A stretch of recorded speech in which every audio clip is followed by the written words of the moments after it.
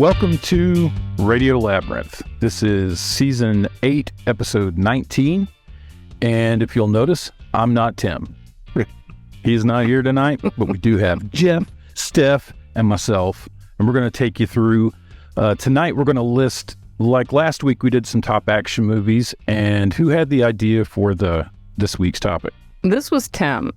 Yeah, because I think I was going to say for Mother's Day. We were trying to come up with something for Mother's Day that wasn't like exactly, because I think we've done before like best movie moms or something like that. So worst movie moms and best movie moms. So yeah, we needed something a little more edgy. Steph wanted to do our top 5 MILF porn movies. I did not want to do MILF porn. I said what I was saying is like the hottest moms on television or movies. So you know, like your Sofia Vergara's and whatnot. Like that's what I meant. Peggy Bundy, like the hot moms. You're revealing a type. Yeah, you know, a little statuesque. But Tim, he trumped it and he said, I just feel like it could be gross. It could really go Trump. Gross. That's probably why Tim bowed out. He's on Trump's live on CNN right now. Oh, what's he doing? He's having a town hall meeting. For who's there? What town is this? Oh, is it? Have a town hall meeting with New York City. That's what I'm saying. Where's this town at? I don't know, but there's a 2-hour after show with Anderson Cooper breaking down everything that he says, even though the show is only an hour. The after show is 2 hours. Let the circus begin. Yeah, the after show is probably going to be going on for about a week. Well, that's where Tim is, everybody. He's watching that. He's trying to make America great again. He's got his MAGA hat on. Well, we're gonna talk about at Tim's suggestion. We're gonna talk about bad mothers. Now that means anybody that we think in Hollywood that was just a badass. You know, whether that's male, female, movies, TV shows. But if they were badass, we're gonna give our top 5 and see how that goes. But first, let's talk about our Patreons. Now, we just got finished doing our Barry recap on our Patreon show. Now, you can get to our Patreon show by going to patreon.com/Tim Andrews and sign up for at the $5 level and above. And you can get that video every week. Now, we're doing Barry right now. We started doing Yellow Jackets and kind of, but we have some of those and The Last of Us. All listed there. So there's content there for you to get into. If you do sign up at the producer level, which is a $25 level, you can get a doodle from Tim, a t-shirt, some stickers, just a nice little pack for our producers at the $25 level. At the $25 level, we've got Brian and Chelsea Smith, Jim Fortner, Terry Fuller, Chris Chandler, Roby Neely, Tim Slayton, Kevin Jackson, Mike D, Matt Carter. Yeah, thank you guys for supporting us on the Patreon. It really helps, and it's growing, and we're seeing that. So big thanks to you guys for helping us out. T-shirts, we do have T-shirts in the T-shirt store. There'll be a link in the description below. We've got some going back 5-6 years. Got a whole catalog. One day we should do model shots of all these T-shirts. But check that out. Some plugs. Roby, longtime friend of the show, he has a YouTube channel called Chatting with Daddy, and those episodes are coming out every week. If you want to check that out, go to our page, and at the very bottom, you'll see all the pages that are associated with Radio Labyrinth, and he's listed there. You can click on that and watch chat with his son. It's a really cool show. Seeing documenting your child growing up is something I wish I could have done with my kids at that age. It's better than those photo albums that used to have to peel the clear stuff back off and stick the photos in. But yeah, check that out. Also this week on the Popcast, Tim's other podcast and radio show on WSB podcast is up on already. You can check that out now. And this coming week, he's going to have stuntman, actor, director Nick Decay. He talks about the WGA strike, the Writers Guild strike, AI, and a lot more. So check that out, 7 p.m. Saturday on WSB. Yeah, we're going to have to find out what we're going to talk about when all our shows are gone. Yeah, it's going to be quite a drought. I know they've stopped filming Hacks. Yep. Yeah, shut down most productions unless Stranger they were reality TV. Yeah, it's Stranger Things shut down. The Marvel shut down all their stuff. So yeah, everybody. I mean, and they need to get paid for what they're doing. I mean, they're the least looked after section of all of this. And what's funny is they're the ones that made streaming what it is. Right. I mean, when they striked last time, there wasn't streaming and all that. So right. Yeah. And you know, they come out with House of Cards. You know, that alone, I think, made Netflix what it was as far as being a digital streamer for stuff. And then it just, you know, kept going. So these are they need to get paid what they're getting paid. Those CEOs making $50 million plus, if they just half all their salaries, which still would make them, you know, $30-40 million a year, just half their salaries, and there you go, fixes the entire problem. Well, I mean, the whole Hollywood system is fucked up. Like, you got to sue somebody to get your money. beyond Hollywood, the government, you know, whenever the COVID thing, had they dispersed that money correctly, like decently, instead of giving it to a lot of people that didn't deserve it, we each would have got like $30,000. Yeah. I mean, and that's how it should be. But yeah, they always give it to the people that don't deserve it. I think average Hollywood writer makes $60,000 a year or something like that. And their benefits are not very good. And they don't want to be like gig workers where they get a job 1 week and then have to go and get another job another week. Yeah. And as the show is going on, they call them constantly for rewrites. Right. So it's like they work through the entire show, the whole filming of it too. It's not like they just write it and then they're done. Oh yeah. The Duffer Brothers said even though all the episodes for the new season are written already, it's a work in progress, and they have to have writers on the set while stuff's going on, just to keep everything moving properly. So they can't, even though they have these scripts in the can, they can't film without writers. Yeah, well, I mean, it's something like, you know, you get set up and all of a sudden they lose a location and they've got to change from a football field to a basketball court. Well, you're going to have to write that in and make the different changes. And, you know, so it's part of the working cast and crew, continuity, everything else. So, I mean, how much you want to bet?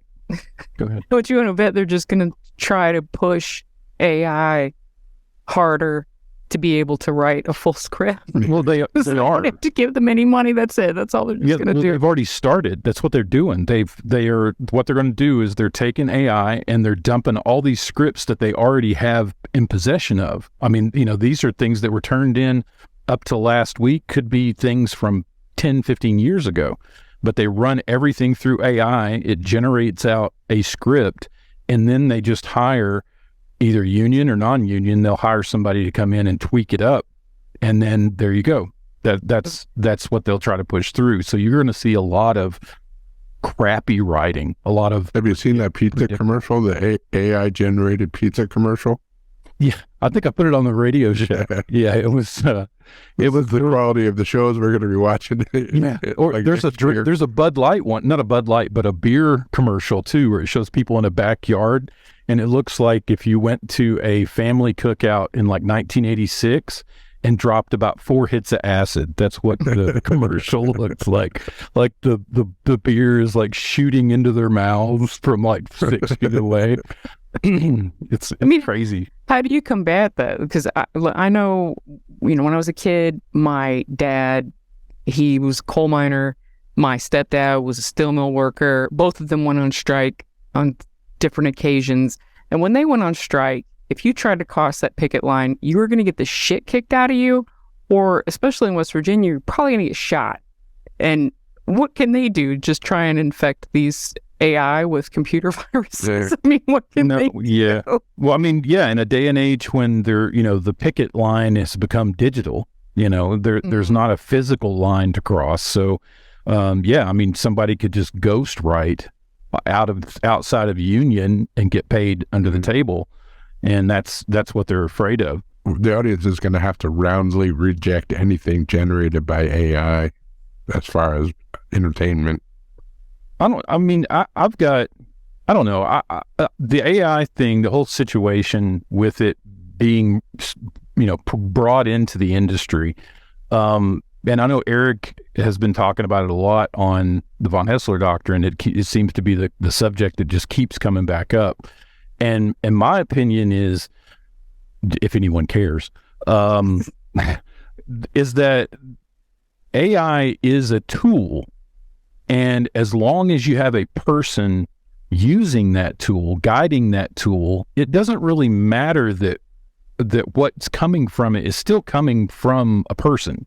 The AI can't generate, you've got to prompt the AI, you've got to give it everything that it needs to put the story together, but then you have to tweak it because it comes out, anything you put in AI comes out strange anyway and has to be adjusted and mixed. So I think that if the proper people use it the proper way, it can be a time saver, but not lean on it for creative content. That's where you still need a person there doing it. But I think it's conceivably not a total bad thing. These AIs are all prudes too. None of them will generate any porn. Well, yeah. Well, they put the safety measures on them, and it's like these blinders that they put on, and that's not reality. That's not. You're not going to have a Tarantino-like storyline come out of an AI. It would stop in the first scene and tell you that, oh, this isn't, politically correct or anything. But I think that is something that can be taken off of them. I think they put AI together and made it and gave it to everybody real quick to make sure that they were the first ones to do it. And now it's out of their control. Now they can't rein it back in. That's what the one guy, he's like supposed to be the godfather of AI, that Jeffrey Hinton guy. He's the one who's really kind of freaking out about it because he feels like it has went way beyond too fast. All of this stuff should have taken a lot longer for us to get to this point. And he just feels like it's already run amok and that we are going to be in trouble if they don't dial it back. I think there was a whole group of computer IT scientists, whatever, they all got together and they did like some open letter. And they shouldn't have called their organization Skynet, though. I don't think. I think they'll look back on that in a few years and see that was a bad idea. Shall we play? Yeah. It's everything. We were kind of like the Cold War era and everything else. We were always, we were taught at a young age that AI was one day going to take everything over and be the death of humanity. And we've seen it in movies like The Matrix and iRobot. Terminator 2 and iRobot and anything. Yeah, any of those all fall on that premise of AI being the big bad. And so that's how we've gone into this situation, at least at GenX, generation has. Whereas, these new generations are looking at it like we would have if we hadn't have been warned about it for the last 40 years. Yeah, I could see that. It's also how they don't believe that their knees are going to start cracking like old aquarium rocks when they sit down someday. And it's like, no, they will. I didn't think so either, but they will. Yeah. That's the whole crux of getting old. It's the whole high school mentality. I call it the spirit stick mentality. Did you ever notice the spirit stick was only ever won by the senior class? And when you're a freshman, you're like, oh, the seniors won it. And you're a sophomore, you're like, man, the seniors won it again. And you're a junior and you're like, oh shit, we're going to get it next year. And then that's it. So it's pretty much the same concept. And it's scary, but again, every generation, I guess, looks back on the younger generation, shaking your head. It's just we're not doing it from a porch. We're doing it from a computer. So I just wish that we had our own planet. Just us, just our generation, not the olds or the youngs. Yeah, Dustin, invent that portal from Quantum Earth so we can jump over to Outland. Yeah, that would be interesting. I don't know. I think the AI thing I think it's going to have to be reined in, and whether it's done by law or whether it's done by public outcry, something's going to have to give. Oh, you know what's something huge, horribly huge is going to happen. It'll have to launch a nuke. When the Terminators start showing up and Arnold has to fight them all. It'll happen. And he's like, I'm not ready for this. This is not what I signed up for. But you know what they'll do? They'll end up doing an overcorrection whenever AI does break bad. Then they'll just take all of our internet privileges. Shut it all away down. for them. Yeah, away. We had to cancel the internet so that it couldn't get out and infect everybody. Yeah, yeah. I mean, all those conspiracy theories. It was released as a distraction. Against Project Blue Beam, or all these UFO sightings are all just a distraction. It's like, okay, great. They're distracting us from what? If this ain't open. I get mad. I'm like, are they coming or not? Get me the fuck off this place. Let's go. It's like, at least get a good camera. Like, get all these people new iPhones or something, because there's got to be a better shot of this stuff. Or get them better software, because these guys can't make CGI UFOs for shit. No, they really can't. They're ripping off. I actually saw somebody try to pass off the scene from Signs, where the birthday party and the alien walks by. I was like, seriously? It's like, you don't bet that a whole generation knows what that is? Okay.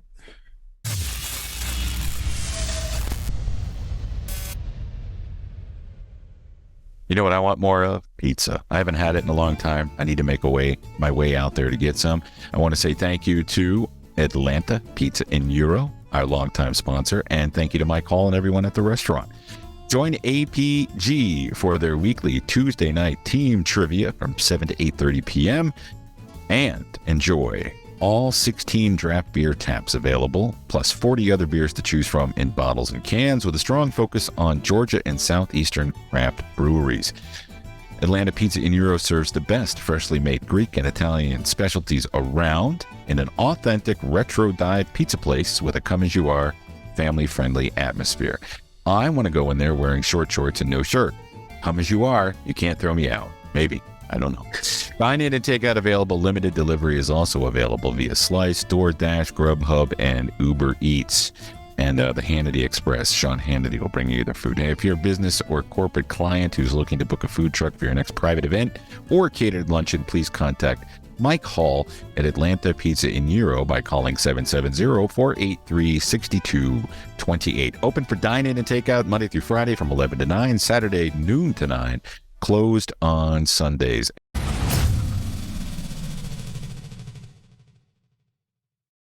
Say hello to my little friend! Get away from her, you bitch! Ever notice how you come across somebody once in a while that you shouldn't have fucked with? My name is Maximus Decimus Meridius, and I will have my vengeance in this life or the next. You're hit. You're bleeding, man. I ain't got time to bleed. I'm gonna make him an offer he can't refuse. Ready your breakfast and eat hearty. For tonight, we dine in hell! Mother's Day right around the corner. We decided to go a different route this year, and we're going to look at some badass mothers. Badass mothers. And let's see, we all, like last week, we're going to do another top 5. So we'll give our top 5 bad mothers. Yeah. Thanks, Tim. Thanks for making us say that. Thanks. All right. Jeff, what is your list of number 5? I picked Marv from Sin City, Mickey Rourke's character. That's the badass. Best character Mickey Rourke ever did, yeah, in my opinion. Just like the comic. I mean, just like the comic. Looked great. Such badass. Number 2. Badass in The Wrestler, too. Yeah. You look better in Sin City. Yeah. For a pretty man as he was, yes, it's very sad. Number 4, I had a tie between Han Solo and Indiana Jones. Ooh, who would win? In a fight? Yeah. Han Solo has the blaster, so. But Indiana's got the whip. He could just like. In a fist fight, I think it would be Indiana Jones. Han Solo would have better burns. Yeah, definitely. They're both scruffy looking, though. Who's scruffy looking? Yeah, they are. Number 3, I picked Ripley, Sigourney Weaver from Alien and Aliens. Love that. And Alien Resurrection. She's a badass in that. Did they show it in the theatrical that she loses her daughter, or is that something they just saved for the... Because I think that makes Newt a lot more important in the movie. Yeah, that was in the extended. Oh, okay. Yeah. Yeah, she's... Get away from her, bitch. My number 2 is the bride from Kill Bill, Beatrix Kiddo.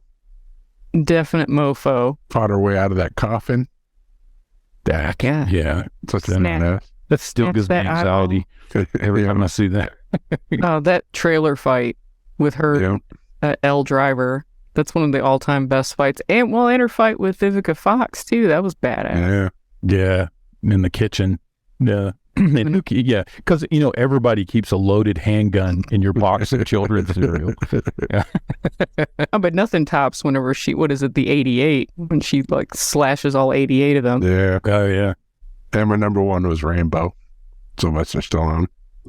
He's your number 1 mofo? He's badass. So many movies. Always a badass. Very true. First Blood's the best, though, of course.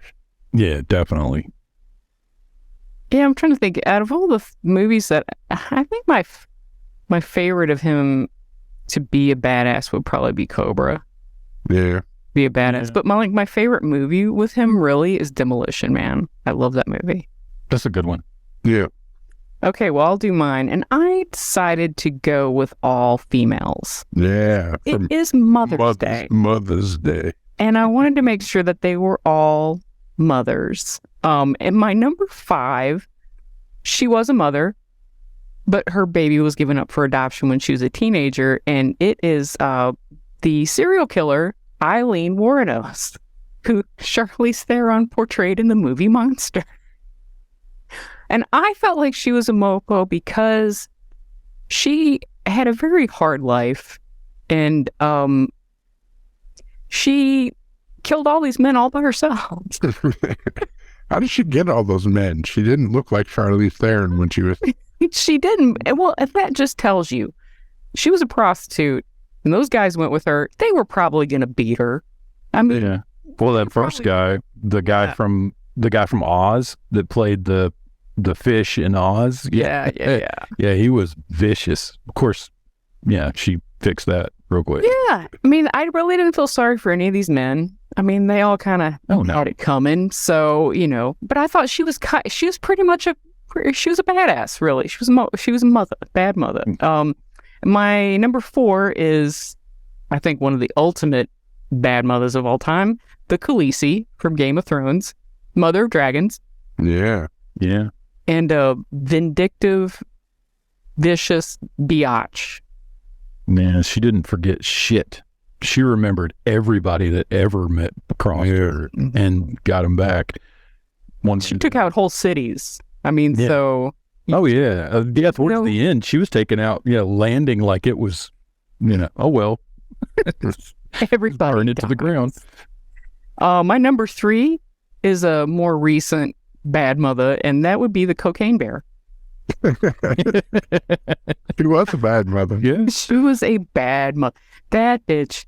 And, she was a pretty good mom, too. She made sure that they all got a piece of Leota's intestines. Everybody had some. Everybody got a lot of cocaine.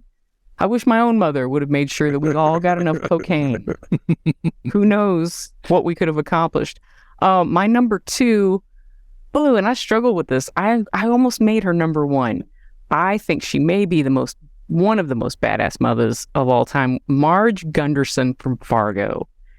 This chick is 8 months pregnant, just out here sleuthing on the trail, busting murderers, and, all the while keeping a very pleasant demeanor. I mean, that to me alone, the fact that she was able to remain completely professional when I'm sure at that stage of her pregnancy, her hormones had to be going crazy.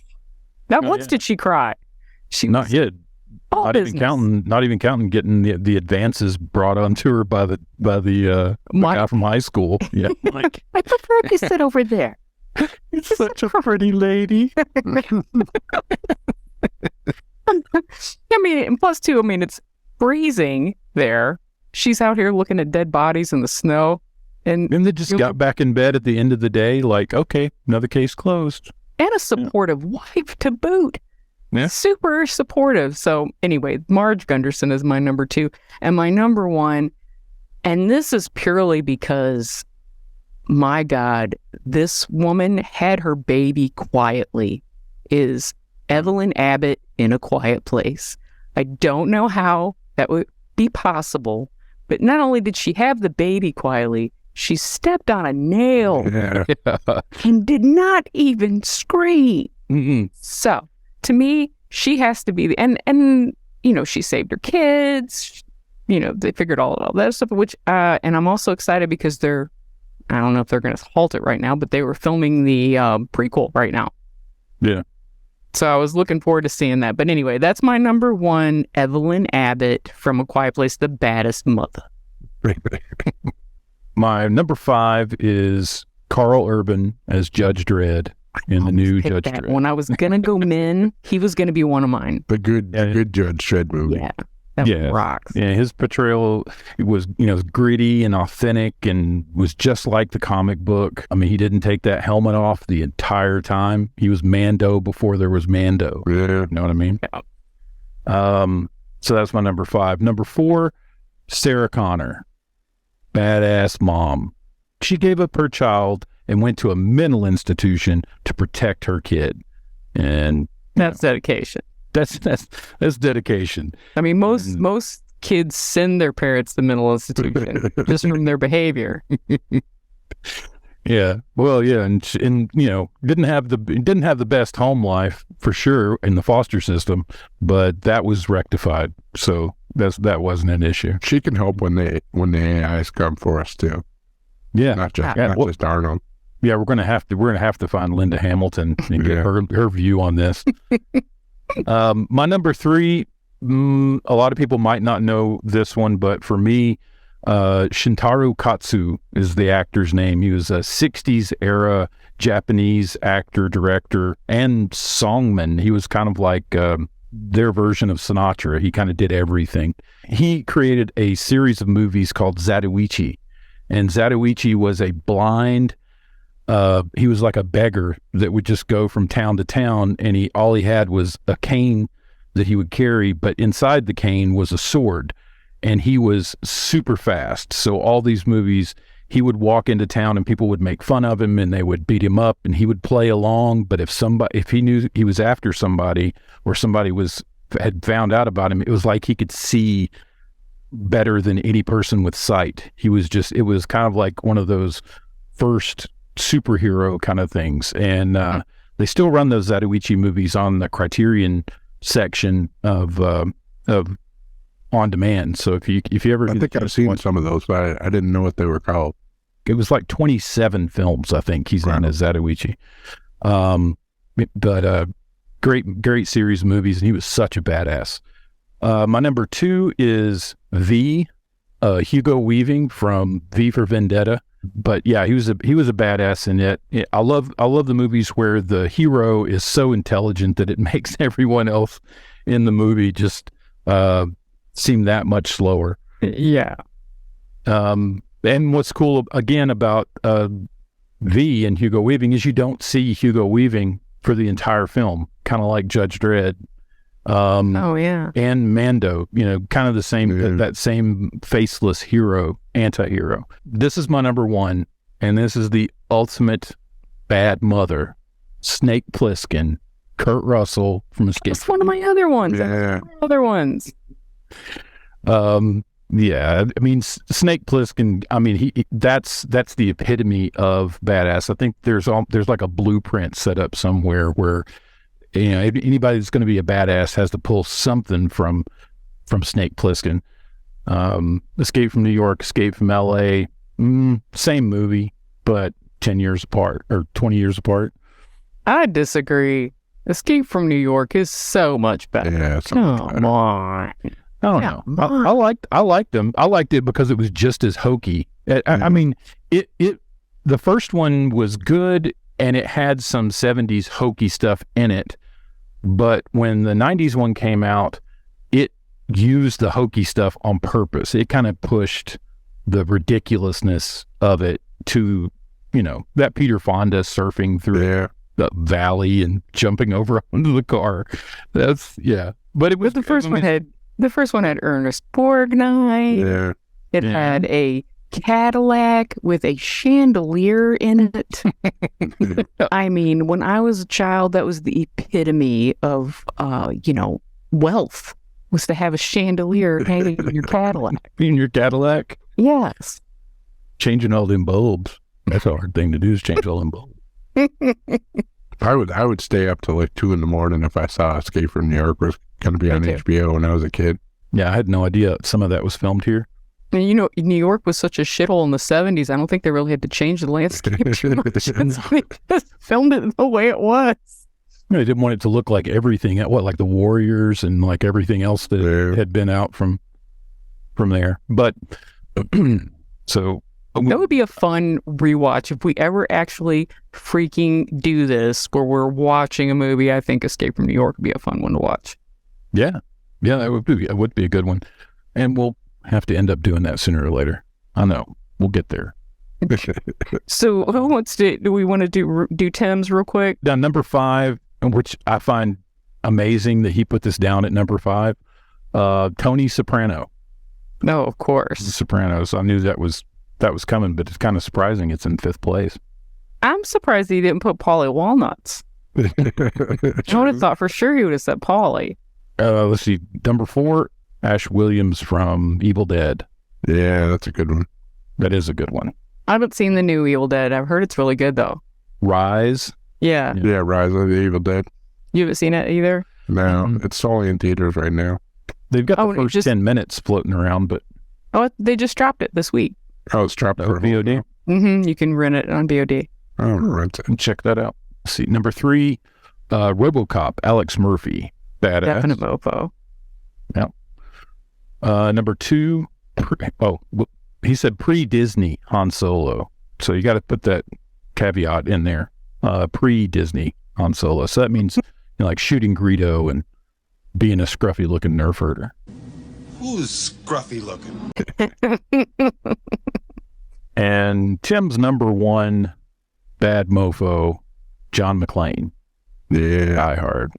Yeah. Yippee-ki-yay. I almost put Bruce Willis in, but it was one of those where I couldn't pick Bruce Willis from any specific movie. Unbreakable would be a good one. Unbreakable was good, but so was like... The Fifth Element? Fifth Element. Yeah. Yeah. He was good in that. His remake of Death Wish. That was like one of the last movies he did before things went sideways for him, health-wise. The last decent movie he did for him. It was good as shit. Anybody that talked crap about it because it wasn't the Charles Bronson one or whatever, I thought it was great. I've watched it like 2 or 3 times. Anyway. Bronson was never, he was cool for what he did, but as far as being an actor, he was just, hey. I watched Beretta for the Bird. I don't know about you guys. Let's see a guy squint with a small mustache. His views. Or. Snooze.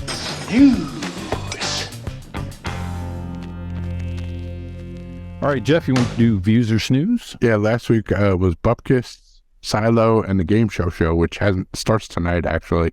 The first Bupkis. It was very funny. Did anybody watch it? I did. Where he grandma's boys, Carmela Soprano. Yeah, I liked it at the beginning. I was into it, and then as it went on, I got less and less into it. Joe Pesci was really good. Yeah, I want to see a show with just Joe Pesci. Yeah.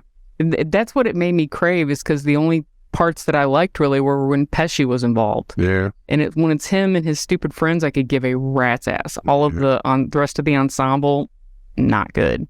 But I give Joe Pesci his own show. He could carry a show. I'm going to keep watching it. Did anybody watch Silo? I watched the first one of those. That was very good. The first one. It was good. Yeah, I liked it a lot. I could see why people are liking. I mean, it's just something that's decent that's on Apple for a change. You know, they usually about 1 in 5 hit pretty well. Yeah. I don't even have Apple TV right now. I just get a free. I start with the free trial every time physical comes on. Yeah. Yeah. All right. This week, Muppets Mayhem starts today on Disney Plus. I'm looking forward to this one. This is the new reboot of the Muppets, and Kevin Smith's going to be on it, and it's done by Adam F. Goldberg, the guy that did the Goldbergs for the first 7 seasons. Oh, okay. So I expect it to be good. Yeah, and I think he's looking for anything to get him past that whole Goldberg debacle. Yeah. Yeah. Yeah, I'll definitely give this one a view, besides the Kevin Smith connection. Yeah. But yeah, I mean, it's Muppets, so I always try to give anything when the Muppets come out with something, at least watch it and see if it's worth, you know, but still trying to support, you know, that whole family. Yeah. I'm looking forward to that one. And then Mulligan starts this week on Netflix. This is that new big animated show that's coming on in place of Digban, which ends this week. This is, this is on Netflix, so it's not on Comedy Central. But it's Dana Carvey's in it, a bunch of other people. This is made by the guys that made 30 Rock and Unbreakable Kimmy Schmidt. I'll definitely check it out, and especially if it's that kind of humor, because we've been rewatching 30 Rock again. I think this is our 3rd time watching the whole series again. Dana Carvey's been talking about it a little bit on Fly on the Wall, not much. What kind of animation is it? It looks like the typical Netflix kind of animation. Well, like that Bill Burr kind of like that, yeah. Yeah. It looks good at the views for me. And then Fear the Walking Dead, final season, finally. How many seasons have they had? I think this will be 8 or 9, but this is the last season. And it's still going on. There's still, 2 other spinoff shows that are still active? Yeah, there's still the Daryl show and then the Negan show, which I don't expect either one of those to last more than a couple seasons, if any. I haven't watched Walking Dead shit out. I haven't watched Fear the Walking Dead at all. So you haven't watched Fear at all? It was always better than The Walking Dead, even when The Walking Dead was good, like the first 2 seasons. Yeah. Fear the Walking Dead was better. But then I guess they had everything down by then. Yeah. I wish they'd bring back some more of those that's Tales of the Walking Dead. That was those were pretty cool. Good. Yeah. Like, were they like one-offs of what happened to different people? Stories? Yeah. No, they didn't have anything to do with the show. It was all like an anthology. Yeah, like just randoms. Yeah. In that world that lived in, and it was just like every episode was like a Tales from the Crypt. Yeah. Wow, that's cool. It was a decent show. I'm gonna watch the Fear the Walking Dead final season. Let's see. But that's just me. I'm probably one of the only people who still fucking watch that shit. You got to give us like a big wrap up, like what we're over with. It's like, here's a 2-decade wrap up. I've gone this far. I can't stop now. Yeah, I was going to say, you just got to finish to finish. At this point, you just hate watching it.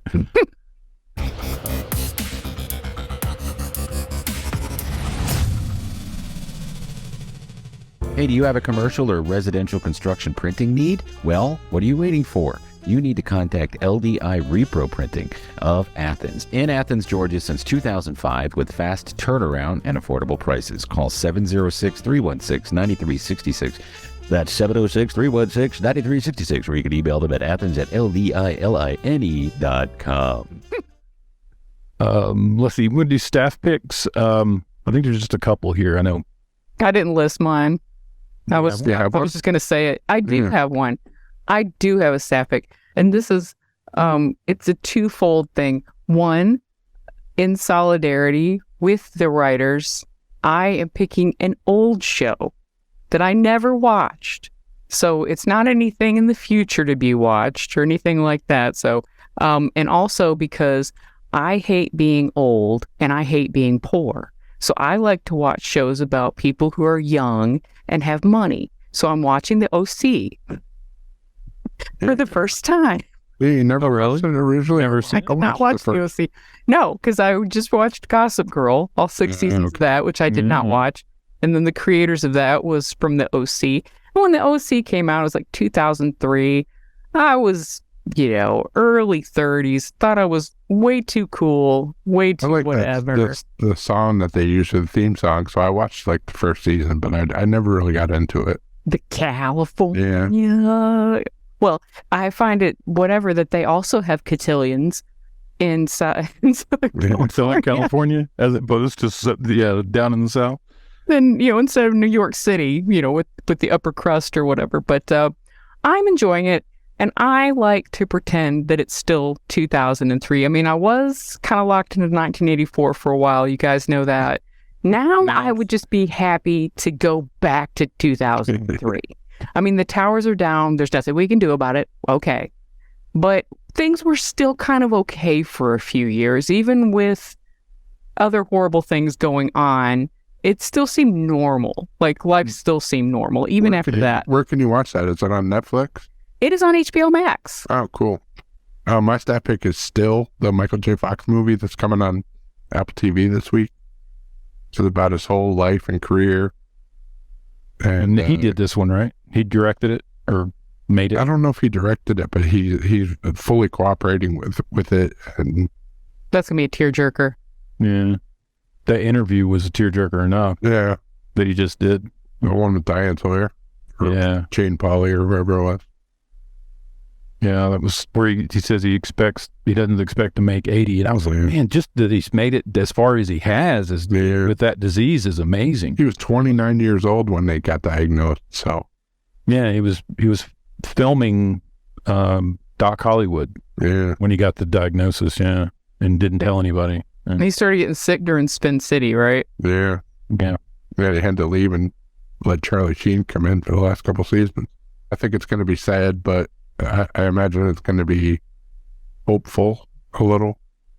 Yeah, and as our generation, I mean, he's kind of up there. I think once Dolly Parton goes, I think Michael J. Fox is going to be the only person we got left. Yeah, really.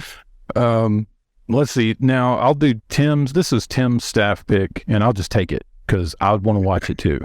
It's the Don Rickles channel on YouTube. His family has gone in and created this YouTube channel that's got like 30 hours of like never before seen shows and clips and how many probably a counter on there for how many times he says hockey puck. They're trying to get him canceled posthumously. Yeah, I think now it's just a big push. It's like now you can't. So just put all those things back out there and show everybody how actually what funny is if you don't take it so seriously. But that's on YouTube, and that's the Don Rickles channel on YouTube. All right. Okay, Steph, what's going on with Barkville? This Saturday, there will be at the Downtown Pooch in downtown Roswell from 10:30 a.m. to, I believe, 1:30 p.m. And we'll have a bunch of our pups out there that are looking for homes. Again, as always, now more than ever, we need you. If you have room in your house and in your heart, please offer to be a foster. If you're ready to adopt, please come and see us. Or if you just want to volunteer, help us at these adoption events. That's another huge thing. We need people to go and walk our dogs that are at boarding. That would be very nice if you could do that. Take them to the vet. So just go to barkvilledogrescue.org. You can fill out our volunteer application, the foster application, or if you want a dog, if it's one that you see and you want to know anything about, message me on Facebook or Instagram. I'll find out everything you need to know. I'll do whatever it takes. And if you could do that, that would be great. Woof. Woof. Thank you guys for being here. Thank you guys for watching. If you are watching on the YouTube channel, like, subscribe, hit that notification button, smash that subscribe button. You always got to say smash for some reason. Which, I've never understood that, seeing what the new colloquial thing is for smash. See somebody humping a keyboard. Do your keyboard. do your keyboard in the name of Radio Labyrinth. Yeah, give us a like and subscribe on there. If you're listening to us on Spotify, rate us on Spotify, give us some likes, give us some stars. On Apple, give us a review. If you want to write a review on any of these, just put that down there, and I think we're going to bring back the review soon. So get those coming in. Next week, we've got a great show set up for next week. Everybody will be here, and we may have a guest next week as well. So until then, everybody, keep it Keep it Canon.